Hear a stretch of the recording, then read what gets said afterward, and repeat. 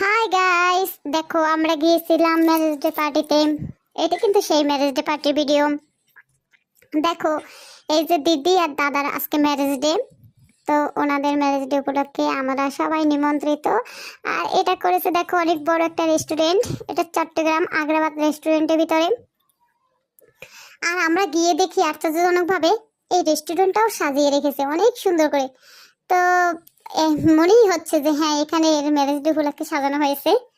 দেখো, আর যে colour cake নিয়েছে সেই কালার মিষ্টি। কেকটা কিন্তু খুবই সুন্দর। তো আমরা এখন অপেক্ষায় আছি, যেহেতু দিদি কেক কাটবে।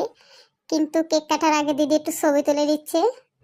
আর সেই ভিডিওগুলো তোমরা সবাই দেখতে পাচ্ছ। দেখো, তো ছবি তোলার জন্য আর কেক কাটার জন্য দেখো সাথে কারা কারা রয়েছে, পুষ্কুসোনারাও রয়েছে সাথে।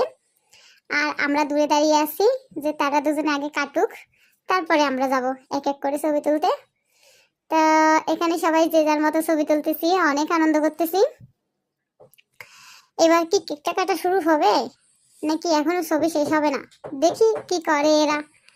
তো আপনারা অপেক্ষা করেন, দেখো কিভাবে কেক কাটে দেখি।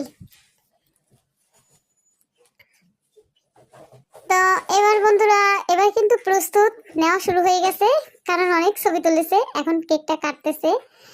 এই যে হ্যাপি অ্যানিভার্সারি, যেহেতু কেক কাটতেছে সবাই তো হ্যাপি বার্থডে বলবে না, কি বলবো সবাই হ্যাপি অ্যানিভার্সারি।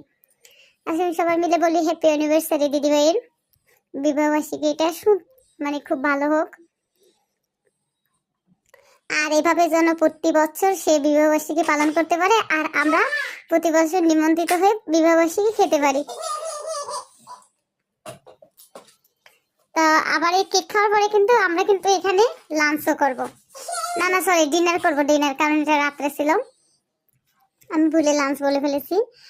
তো রাত্রে খাওয়া দাওয়া এখানে করব। আর এখন সময় হচ্ছে প্রায় 10টা বেজে গেছে। তো কেক কাটার পর এই দেখো বাবুটার দিকে তাকিয়ে, এটা আমার সোনা বাবা ঘুম থেকে উঠেছে, তাই ও খাবে না। এখন সবাই ভাবতেছি যে ওকে কেউ আগে দিল না কেন, সেজন্য রাগ করেছে। তো এটা নিয়ে অনেক হাসাহাসি করতেছি আমরা, কারণ ওকে আগে না দিয়ে আগে অন্যকে দিয়েছে কেন, সেটার জন্য। আর এই দিদির অবস্থা, নিজের কেক নিজেই খেয়ে নিল। এখন যদি দাদা একটু দিদিকে খাইয়ে দেয়, আচ্ছা দিদিকে না দিয়ে দাদা ওকে দিচ্ছে, সেটাও খুব সুন্দর। বাবুটা কিন্তু একটুকু হাসতেছে না, কারণ ও ঘুম থেকে উঠেছে তো তাই।